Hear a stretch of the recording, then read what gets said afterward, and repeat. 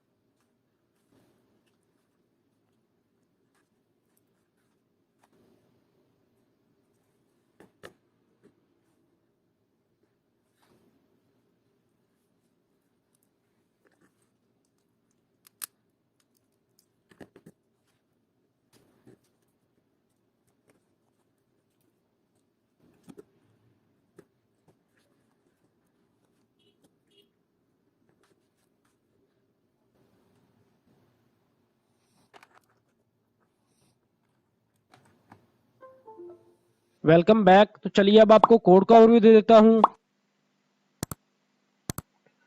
तो ये हमारा कोड है, इसको अपने आर्डिनो IDE पे ओपन कर लेना है। Code, circuit diagram, APK file और ये फाइल का लिंक आपको नीचे डिस्क्रिप्शन में मिल जाएगा, वहां से आप डाउनलोड कर सकते हैं। तो ये हमारा कोड है। इसमें सबसे पहले हमने EEPROM की लाइब्रेरी कॉल करवाई हुई है। EEPROM की लाइब्रेरी हमने लोड का स्टेटस सेव रखने के लिए यूज की हुई है। इसके बाद एक सॉफ्टवेयर सीरियल की लाइब्रेरी कॉल करवाई हुई है। Arduino Nano में बिल्टन सीरियल 0 और 1 पिन पे होती है। अगर हम उसी सीरियल पे ब्लूटूथ मॉड्यूल अटैच कर देते हैं तो कोड अपलोड करने के लिए हमें ब्लूटूथ मॉड्यूल रिमूव करना पड़ता है और कोड अपलोड करने के बाद दोबारा अटैच करना पड़ता है। तो उस चीज से बचने के लिए हमने सॉफ्टवेयर सीरियल के थ्रू अपनी मर्जी से एक सीरियल इनिशियलाइज की हुई है BT सीरियल के नाम से, जिसके लिए पिन इनिशियलाइज की हुई है 2 और 3, 2 RX है और 3 TX है। इसके बाद 4 लेज की पिन इनिशियलाइज की हुई है 4, 5, 6, 7। इसके बाद एक BT डाटा की वेरिएबल इनिशियलाइज की हुई है। जो हम ब्लूटूथ से डाटा रीड करेंगे BT डाटा की वेरिएबल के इक्वल हो जाएगा। इसके बाद लोड 1, लोड 2, लोड 3, लोड 4 और पावर की वेरिएबल इनिशियलाइज की हुई है। इसके बाद अवॉइड सेटअप है। अवॉइड सेटअप में सबसे पहले सिंपल सीरियल का बॉर्डर इनिशियलाइज किया हुआ है 9600, बॉर्डर डाटा रेट पर स्पीड होता है। इसके बाद BT सीरियल का बॉर्डर इनिशियलाइज किया हुआ है 9600। इसके बाद 4 लेज की पिन आउटपुट मोड में इनिशियलाइज की हुई है और यहाँ पर हमने साथ ही रिले की पिन पे 1 राइट करवाया हुआ है। रिले हमारी लो से ऑन हो रही होती है और हाई से ऑफ हो रही होती है। तो यहाँ पर जैसे ही हम रिले की पिन आउटपुट मोड में इनिशियलाइज करते हैं तो रिले की पिन लो हो जाती है। इसको साथ ही हमने हाई किया हुआ है। स्टार्ट में लोड हमारे ऑफ होंगे। इसके बाद यहाँ पर हमने EEPROM से एड्रेस 1 से लोड 1 की वेरिएबल अपडेट की हुई है। एड्रेस 2 से लोड 2 की वेरिएबल अपडेट की हुई है। एड्रेस 3 से लोड 3 की वेरिएबल अपडेट की हुई है। एड्रेस 4 से लोड 4 की वेरिएबल अपडेट की हुई है। इसके बाद एड्रेस 5 से पावर की वेरिएबल अपडेट की हुई है। इसके बाद 500 मिली सेकंड का डिले है। 500 मिली सेकंड डिले के बाद अवॉइड लूप में चले जाएंगे। अवॉइड लूप में सबसे पहले ब्लूटूथ की सीरियल रीड हो रही है। यहाँ से जो भी डाटा रीड होगा वो BT डाटा की वेरिएबल के इक्वल हो जाएगा। इसके बाद BT डाटा की वेरिएबल पे चेक लगाया हुआ है कि जैसे BT डाटा की वेरिएबल 1 इक्वल होगी उस कंडीशन के ऊपर इसने लोड 1 की वेरिएबल को 0 के इक्वल कर देना है और EEPROM में एड्रेस 1 पे ये वेरिएबल राइट हो जाएगी। एंड्रॉइड एप्लीकेशन में जैसे ही हम लाइट ऑन का बटन प्रेस करेंगे तो BT डाटा की वेरिएबल पे कैपिटल A रिसीव होगा और जैसे ही कैपिटल A रिसीव होगा तो इसने लोड 1 की वेरिएबल को 0 के इक्वल कर देना है और साथ ही EEPROM में एड्रेस 1 पे ये वेरिएबल राइट करवा देनी है। इसके बाद जैसे हम ऑफ का बटन प्रेस करेंगे तो BT डाटा की वेरिएबल स्मॉल a के इक्वल हो जाएगी। तो उस कंडीशन के ऊपर इसने लोड 1 की वेरिएबल को 1 के इक्वल कर देना है और एड्रेस 1 पे ये वेरिएबल राइट करवा देनी है। इसी तरह ही लैंप ऑन का बटन प्रेस करेंगे तो कैपिटल B आएगा और लोड 2 की वेरिएबल 0 की इक्वल हो जाएगी और एड्रेस 2 पे ये वेरिएबल राइट हो जाएगी। इसके बाद लैंप ऑफ का बटन प्रेस करेंगे तो BT डाटा की वेरिएबल स्मॉल b के इक्वल हो जाएगी और लोड 2 की वेरिएबल 1 के इक्वल हो जाएगी और EEPROM में एड्रेस 2 पे ये वेरिएबल राइट हो जाएगी। इसी तरह जैसे हम सॉकेट ऑन का बटन प्रेस करेंगे तो कैपिटल C आएगा, लोड 3 की वेरिएबल 0 की इक्वल हो जाएगी और EEPROM में एड्रेस 3 पे ये वेरिएबल राइट हो जाएगी। इसके बाद जैसे हम सॉकेट ऑफ का बटन प्रेस करेंगे स्मॉल c आएगा, उस कंडीशन के ऊपर लोड 3 की वेरिएबल 1 की इक्वल हो जाएगी और EEPROM में एड्रेस 3 पे ये वेरिएबल राइट हो जाएगी। तो अगर हम फैन ऑन का बटन प्रेस करेंगे तो BT डाटा की वेरिएबल कैपिटल D के इक्वल हो जाएगी। इस कंडीशन पे इसने लोड 4 की वेरिएबल को 0 के इक्वल कर देना है और EEPROM में एड्रेस 4 पे ये वेरिएबल राइट करवा देनी है। इसके बाद अगर हम फैन ऑफ का बटन प्रेस करेंगे BT डाटा की वेरिएबल स्मॉल d की इक्वल हो जाएगी। तो इस पे हमने लोड 4 की वेरिएबल को 1 के इक्वल किया हुआ है और EEPROM में एड्रेस 4 पे ये वेरिएबल राइट करवाई हुई है। एप्लीकेशन से अगर हम पावर ऑन का बटन प्रेस करेंगे तो BT डाटा की वेरिएबल कैपिटल E की इक्वल हो जाएगी। तो इस कंडीशन पे हमने पावर की वेरिएबल को 0 किया हुआ है और EEPROM में एड्रेस 5 पे पावर की वेरिएबल राइट करवाई हुई है। अगर हम पावर ऑफ का बटन प्रेस करेंगे तो BT डाटा की वेरिएबल स्मॉल e के इक्वल हो जाएगी और यहाँ पर हमने पावर की वेरिएबल को 1 के इक्वल किया हुआ है। EEPROM में एड्रेस 5 पे ये वेरिएबल राइट करवाई हुई है। तो यहाँ से BT डाटा की वेरिएबल 0 के इक्वल हो जाती है। तो यहाँ पर हमने पावर की वेरिएबल पे चेक लगाया हुआ है कि पावर की वेरिएबल अगर 1 के इक्वल है तो उस कंडीशन के ऊपर इसने 4 लेज की पिन पे 1 राइट करवाना है,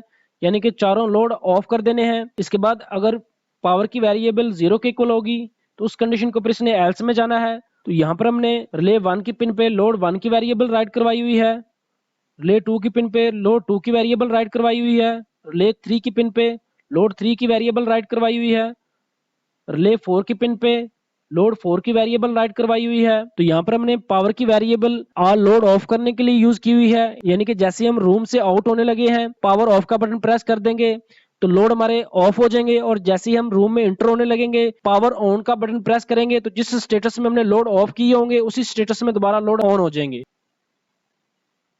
तो यहाँ पर हमने एंड्रॉयड एप्लीकेशन में लोड का स्टेटस अपडेट करने के लिए पावर की वेरिएबल और लोड 1 की वेरिएबल और लोड 2 की वेरिएबल और लोड 3 की वेरिएबल और लोड 4 की वेरिएबल प्रिंट की हुई है। इसके बाद 500 मिलीसेकंड का डिले है। 500 मिलीसेकंड डिले पे ये लूप रन होता रहेगा और साथ साथ बीटी डाटा की सीरियल पे ये सारी वेरिएबल्स प्रिंट करता रहेगा। तो जैसे ही हम एंड्रॉयड एप्लीकेशन ओपन करेंगे लोड का स्टेटस ऑटोमेटिकली अपडेट हो जाएगा, यानी कि जो लोड हमारे ऑन है उनको ऑन शो करेगा और जो लोड हमारे ऑफ है उनको ऑफ शो करेगा। तो ये था हमारा कोड। चलिए अब इसको आर्डिनो में अपलोड कर लेते हैं। तो यहाँ से आपने टूल्स में जाना है। टूल्स में जाने के बाद बोर्ड सेलेक्ट करना है, आर्डिनो नैनो। बोर्ड सेलेक्ट करने के बाद दोबारा फिर टूल्स में जाना है। तो यहाँ से आपने पोर्ट सेलेक्ट करनी है। पोर्ट सेलेक्ट करने के बाद यहाँ से अपने कोड अपलोड कर देना है। Done uploading. कोड हमारा अपलोड हो गया हुआ है। चलिए अब आपको MIT ऐप इन्वेंटर से जो हमने ऐप डेवलप की हुई है उसको ओवरव्यू दे देता हूं। तो यहां से आपने सर्च करना है MIT ऐप इन्वेंटर। तो इनकी वेबसाइट पे चले जाना है। तो यहां से आपने क्रिएट एप्स में जाना है। तो यहां से आपने जीमेल अकाउंट के थ्रू लॉगिन हो जाना है। अगर आपने न्यू एप्लीकेशन डेवलप करनी होगी तो उसके लिए आपने स्टार्ट न्यू प्रोजेक्ट्स में जाना है और अपने प्रोजेक्ट का नाम लिख के न्यू एप्लीकेशन डेवलप करनी है। तो हमने यहाँ पे प्रोजेक्ट्स में जाना है। प्रोजेक्ट्स में जाने के बाद import project .aia from my computer. जो हमने फाइल्स डाउनलोड की हैं उसमें AAA फाइल और APK फाइल दोनों हैं। तो आपने AAA फाइल चेंजिंग के लिए अपलोड करनी है।